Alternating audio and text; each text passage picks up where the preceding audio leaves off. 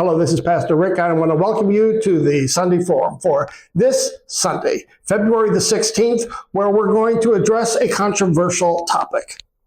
Immigration chaos at the border. What should Christians think and do? I think there is some recognition today among Republicans and Democrats that we have a crisis at the border. We have refugees, immigrants trying to get into our country. Most want to come through legally. Others have given up on a system which is broken, and so they try to come illegally, and that causes all sorts of problems. What should the government do? Now, here on the forum, we first recognize this is a complex problem, and it's one where we don't want to get into partisan politics, but we do want to ask the Christian question. How do Christians then approach this very pressing issue? Because it's not just an issue out there in the world, it's one that affects Emmanuel Lutheran Church as well. But let's start with a few statistics. There are 42.3 million immigrants and refugees worldwide. And that affects the United States because many also want to come here and not just other places in the world. Since 1975, we've had 3.6 million refugees and immigrants enter into the United States. In fact, during COVID, the number hit an all-time low of 11,411. That was during COVID. But afterwards, it shot up, and today we have around 68,000 refugees trying to get into the United States then each and every year. That's the highest number, I believe, since 2016. So is that not enough? Is that too many? It, of course, depends on who you're asking. But everyone is wrestling for what the right issue is and how do we frame this as Christians. I should say Christian church plays an important role here. And you hear that in statements from the Catholic bishops, from the Episcopal bishop who spoke at the National Cathedral, Bishop Buddy, and also from the Lutheran Church, the ELCA, and the Lutheran Services of Florida. Christians have tended to play the role of helping immigrants and refugees in a legal framework adapt to their new situations. The government often pays churches to do this work, and Lutherans have played a huge role in immigrant and refugee resettlement since World War II. Because at the time of World War II, 1/6 of all refugees in the world were Lutheran.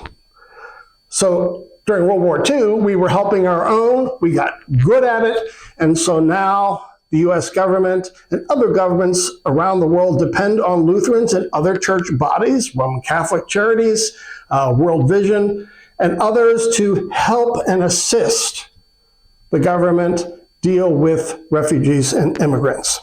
So again, how do we frame it? This is an important biblical topic, always, that Christians support immigrants and refugees, those who are vulnerable. So let's hear how our bishop, who came out with a statement this last week, how he tries to frame this important issue as a Christian. Pedro Suarez. Hi, I am Pedro Suarez, Bishop of the Florida Bahamas Synod of the Evangelical Lutheran Church in America. Our nation faces complex challenges as we strive to uphold both security and compassion. We recognize the fundamental responsibility of government to protect our citizens, maintain the rule of law, and secure the borders. This includes ensuring public safety and addressing criminal activity that threatens our communities. At the same time, we are called to show compassion to those that are in need, a value deeply rooted in American tradition and Christian teaching. The Gospel of Luke offers a powerful lessons about expanding our understanding of community and care. When Jesus returned to Nazareth, he challenged his hometown to look beyond their familiar boundaries, citing examples of God's grace extending to foreigners like the widow of Sidon and Naaman the Syrian. This message remains relevant today as we grapple with complex social issues. History shows us that balancing security and compassion is possible After World War II, Lutheran churches demonstrated this by helping rebuild lives while working within established legal frameworks. Organizations like Lutheran Immigration and Refugee Services, now Global Refuge, have served vulnerable populations since 1939, partnering with government agencies to ensure both orderly processes and humanitarian care. Lutheran Service Florida, established in 1982, exemplifies this balanced approach.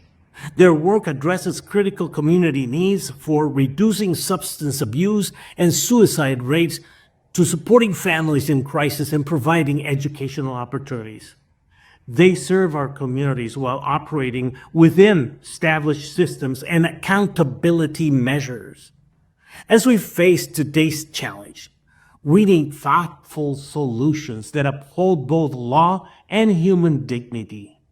This requires supporting law enforcement and border security professionals, maintaining clear legal processes and procedures, providing humanitarian assistance through verified, accountable organizations, working together across political divides to develop sustainable solutions. We should pray for wisdom for leaders as they navigate these complex issues. Our shared goal is a secure and compassionate society that honors both our laws and our values. Let us remember that responsible governance and compassionate service can work hand in hand. Through organizations like LSF and Global Refuge, we can continue supporting vulnerable populations while respecting legal frameworks and maintaining public safety. May all be blessed by God. So as you heard, Bishop Suarez tries to frame this immigration crisis around two topics, one of security and the other around compassion. And he feels very strongly, as do I, that both of these can be held up and they can work together. That has been the commitment of the Lutheran Church ever since World War II. Let governments take responsibility for security, which we can support by adding a strong measure of Christian compassion. I have to say myself, this is a personal story. I know my grandmother was an immigrant from Sweden, and so I've heard her tell the story and how grateful she was in coming to the United States through Ellis Island. And we all know at Ellis Island you have those famous poems that many of us have quoted in school, a very important poem about refugees and how we are opening our doors to those who are poor, who are outcast. And we say, come to our shores where you can receive this beam of light in the United States. My grandmother experienced that. But I also experienced it at Emmanuel Lutheran Church in Dayton, Ohio, as in the 70s, we helped with immigrants and refugees from Vietnam. In fact, the highest number of refugees were resettled during that era, 1975, 1980, 1981, when the Vietnamese were brought here along with the Cambodians. Now the present government has set immigration at 15,000. That's a low number. Christians have wanted to raise that up higher, but that's the debate governments have to solve. What's the right number? But for us, we know we're dealing with real people here at Emmanuel. We want to hear from Pastor Jose as he talks about some of the issues that have been created in our congregation, the ECC, each and every Sunday. Let's hear from Pastor Jose. So I'm here with Pastor Jose to make a point that these aren't just theoretical questions about immigrants and refugees. It affects us here at Emmanuel Lutheran Church, especially ECC, our community church led by Jose. Tell us what you experienced yesterday in worship.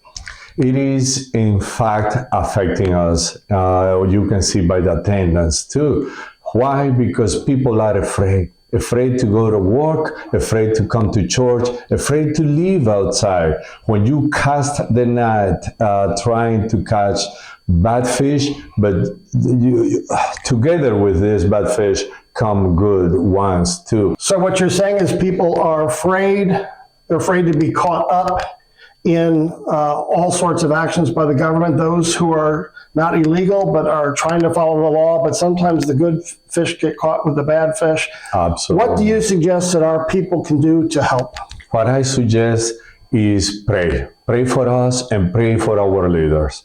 Pray for our leaders to God give wisdom and find good solutions to this challenge that we are, all of us, facing. Please, I believe in the power of prayer, and pray also for our people. As I pray, or in my sermon yesterday, Jesus says, do not be afraid. Do not be afraid. Trust in God, and that is the message. Please pray for us.